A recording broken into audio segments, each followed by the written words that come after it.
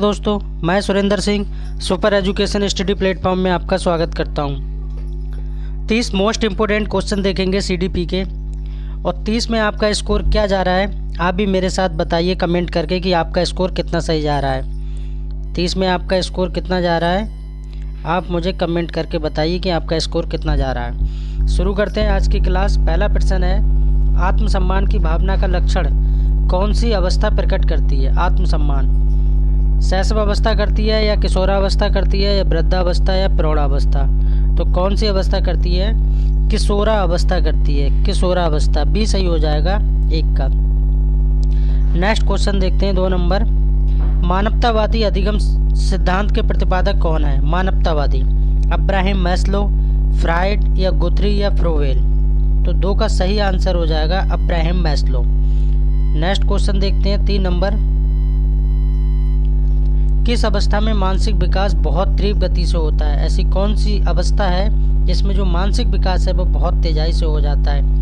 क्या बाल्य अवस्था है, क्या शैशव अवस्था है, क्या किशोरावस्था है, क्या वृद्धावस्था है? तो कौन सी अवस्था है? शैशव अवस्था। शैशव अवस्था में बच्चे का मानसिक विकास जो होता है बहुत तेज़ी से होता है। 3 का बी सही हो जाएगा। नेक्स्ट क्वेश्चन देखते हैं 4 नंबर। मनुष्य को जो कुछ बनना होता है वह प्रारंभ के 4 से 5 वर्षों में बन जाता है। उपर्युक्त कथन किसका है कि 4 से 5 वर्षों में बच्चा बन जाता है? 4 से 5 वर्षों में पावलोव, स्किनर, सिगमंड फ्राइड या थार्नडाइक महोदय? तो इसका सही आंसर हो जाएगा सिगमंड फ्राइड। सिगमंड फ्राइड ने यह कहा था कि मनुष्य को जो कुछ बनना होता है वह जीवन के शुरुआती 4 से 5 वर्षों में बन जाता है। 5 नंबर क्वेश्चन है, बुद्धि मापन योग का प्रवर्तक किसे माना जाता है? बिने को, अरस्तु को, विलियम जेम्स को या वाटसन को? तो किसको माना जाता है? साइमन बिने को। कभी कभी बिने लिख दिया जाता है, कभी कभी साइमन बिने, पूरा इनका नाम है साइमन और बिने। नेक्स्ट क्वेश्चन देखते हैं 6 नंबर। बुद्धि शब्द का प्रयोग सर्वप्रथम किसने किया था? सर्वप्रथम की बात हो रही है और बुद्धि की बात हो रही है। हार्वर्ड स्पेंसर ने किया था या स्टैनले हॉल ने किया था या क्रो एवं क्रो ने किया था या इनमें से किसी ने नहीं किया था? तो 6 का सही आंसर हो जाएगा हार्वर्ड स्पेंसर, यानी 6 का ए सही हो जाएगा। और मेरे साथ आप भी करते रहिए और कमेंट करके बताना ज़रूर है कि आपका स्कोर कितना जा रहा है। 7 नंबर क्वेश्चन है, शैशव अवस्था सीखने का अनोखा काल है। ये किसने कहा है? शैशव अवस्था सीखने का अनोखा काल है। ये बुंट ने कहा या स्टैनले हॉल ने कहा या वैलेंटाइन ने कहा या कैटल ने कहा है? तो किसने कहा है? वैलेंटाइन ने कहा है। ये 7 का क्या हो जाएगा? सी सही हो जाएगा, वैलेंटाइन ने कहा है। 8 नंबर क्वेश्चन देखते हैं, किल प्रोजेक्ट विधि के प्रतिपादक कौन है? प्रोजेक्ट विधि किलपैट्रिक, गाल्टन, डैक्रोली या टर्मन? तो 8 का सही आंसर हो जाएगा किलपैट्रिक। प्रोजेक्ट विधि के प्रतिपादक कौन है? किलपैट्रिक। ये रिपीटेड क्वेश्चन है, यूपी टेट में बहुत बार पूछा गया है, सी टेट में पूछा गया है। 9 नंबर क्वेश्चन देखेंगे, नई शिक्षा नीति 2020 में नया पैटर्न क्या है? जो नई शिक्षा नीति आई है, एक तो इसमें यहाँ से ये पता लग गया कि नई शिक्षा नीति कब आई है, 2020 में आई है। अब उसका पैटर्न क्या है, किस फॉर्मूले पे पढ़ाई जाए? क्या 5+3+4+3 क्या ये पैटर्न है? 5+3+3+4 क्या ये पैटर्न है? 5+2+3+4 क्या ये पैटर्न है? 5+4+3+3 क्या ये पैटर्न है? इसमें से कौन सा पैटर्न है जो नई शिक्षा नीति 2020 को लागू कर रहा है? तो 9 का सही आंसर हो जाएगा 5+3+3+4। इस पैटर्न पे नई शिक्षा नीति चल रही है, 5+3+3+4। इस पैटर्न पे नई शिक्षा नीति 2020 काम कर रही है। नेक्स्ट क्वेश्चन देखते हैं 10 नंबर। निम्नलिखित में से बालकों में चिंतन के प्रकार कौन से हैं? जो बालक हैं उनमें चिंतन का प्रकार कौन सा है? क्या तार्किक चिंतन है या प्रत्यक्षात्मक चिंतन है या कल्पनात्मक है या ये सभी? तो 10 का सही आंसर हो जाएगा डी, यानी तार्किक भी करता है बच्चा, प्रत्यक्षात्मक भी करता है और कल्पना भी करता है, सोचता भी है बच्चा कि काश मैं डॉक्टर होता, इंजीनियर होता, ये होता, वो, तो कल्पना भी करता है। नेक्स्ट क्वेश्चन देखते हैं 11 नंबर। द्वितत्व सिद्धांत का प्रतिपादन किसने किया है?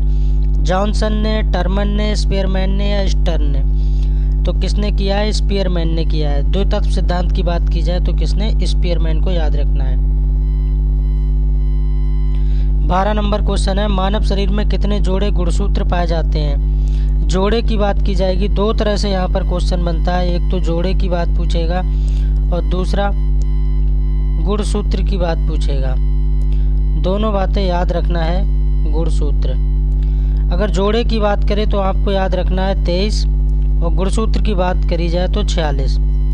और 46 गुणसूत्र कैसे बन गया? 23 की मल्टीप्लाई जब 2 से करोगे तो 23 दूनी कितने हो जाएंगे? 46 हो जाएंगे। यहाँ जोड़े पूछा है तो 23 जोड़े सही हो जाएगा, यानी 12 का ये सही हो जाएगा।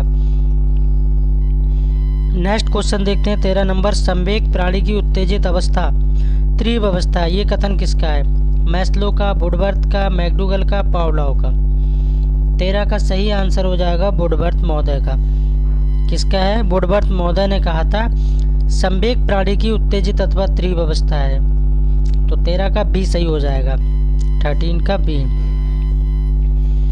नेक्स्ट क्वेश्चन है 14 नंबर, शिक्षा मनोविज्ञान का केंद्र माना जाता है। जो एजुकेशन सेंटर है, जो शिक्षा मनोविज्ञान का केंद्र है, वो कहाँ है? क्या है कि शिक्षक है, बालक है या अभिभावक है या इनमें से कोई नहीं? तो जो शिक्षा मनोविज्ञान का केंद्र है वो किसको माना जाता है? वो बालक को माना जाता है, ना कि टीचर को। बहुत लोगों का मन होगा इसमें कि सर टीचर सही होगा। टीचर बिल्कुल सही नहीं होता है। बालक के इर्द गिर्द ही पूरी शिक्षा घूमती है, क्योंकि बालक को ध्यान में रख के ही टीचर पढ़ाता है और पूरी व्यवस्था भी बच्चे को देख के ही होती है। तो बालक इसका सही आंसर हो जाएगा, 14 का बी सही हो जाएगा। 15 नंबर क्वेश्चन देखते हैं,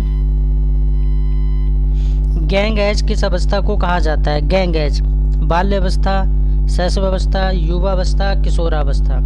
तो किस अवस्था को कहा जाता है? बाल्य अवस्था जो एक ऐसी अवस्था होती है, बाल्य अवस्था, बाल्य अवस्था, बाल्य अवस्था जो ऐसी एज होती है इसमें बच्चा गैंग बना लेता है, टोली बना लेता है। चलो तुम भी चलो खेलने, मैं भी चलूँ खेलने, सब लोग चलो वहाँ खेलेंगे, ऐसे प्लानिंग करता है। तो इसीलिए गैंग और एज की अवस्था किसको कहा जाता है? बाल्य अवस्था को कहा जाता है। 16 नंबर क्वेश्चन है, गणितीय अक्षमता किससे संबंधित है? गणितीय अक्षमता, डिस्प्रैक्सिया, डिसलेक्सिया, डिसग्राफिया, डिसकैलकुलिया। अब थोड़ा सा आप रिलेट करके देखेंगे और खुद से जब आप ट्रिक लगाएंगे तो इसमें पहचान लेंगे। कुछ चीज़ें ऐसी होती हैं जो खुद से ट्रिक लगाना पड़ती है। कुछ लोग तो बता देते हैं टीचर्स लोग कि हाँ इसकी ये ट्रिक है, प्रूव करके दिखा देते हैं। और ज़्यादातर मेरा मानना है कि खुद से ट्रिक बनाओ, वो ज़्यादा बेस्ट होती है। तो यहाँ पर देखिए लास्ट में क्या है? कुलिया शब्द आ रहा है, यानी कैलकुलेशन की बात कर रहा है, गुणा की बात कर रहा है। और गणित में क्या होता है? गुणा भाग की बात होती है। तो क्या हो जाएगा? डिसकैलकुलिया हो जाएगा, डी सही हो जाएगा। नेक्स्ट क्वेश्चन देखेंगे 17 नंबर, आगमन विधि तथा निगमन विधि के जनक कौन है? आगमन विधि तथा निगमन विधि के जनक हर्बर्ट, प्लेटो, अरस्तु, महात्मा गांधी, कौन है? तो इसका सही आंसर हो जाएगा अरस्तु। अरस्तु इसका सही आंसर हो जाएगा, 17 का सी सही हो जाएगा। 18 नंबर क्वेश्चन देखते हैं, अभिप्रेरणा का प्रत्याशा सिद्धांत किसने दिया था? विक्टर ब्रूम ने, मैस्लो ने, रोनाल्डो ने या गाल्टन ने? तो किसने दिया था? विक्टर ब्रूम ने दिया था। 18 का ए सही हो जाएगा। और प्लीज़ मेरी वीडियो को लाइक ज़रूर कर दीजिए एंड कमेंट करके भी बताइए आपका स्कोर कितना जा रहा है, और ज़्यादा से ज़्यादा शेयर कर दीजिए। और जितने भी मेरे भाई बहन पहली बार चैनल पर जुड़े हैं उनका तहे दिल से शुक्रिया, उनके माता पिता को मेरा जय हिंद। 19 नंबर क्वेश्चन देखेंगे, लेव वाइगोस्की के अनुसार बच्चों के योग्यताओं के विकास में महत्वपूर्ण भूमिका निभाता है। क्या भूमिका निभाता है? किसके अनुसार? वाइगोस्की के अनुसार। मानकीकृत पाठ्यक्रम या मूर्त पुरस्कार या सहकर्मी सहयोग या सामाजिक अलगाव? तो क्या है इसमें? सही आंसर हो जाएगा सहकर्मी सहयोग। क्या हो जाएगा? सहकर्मी सहयोग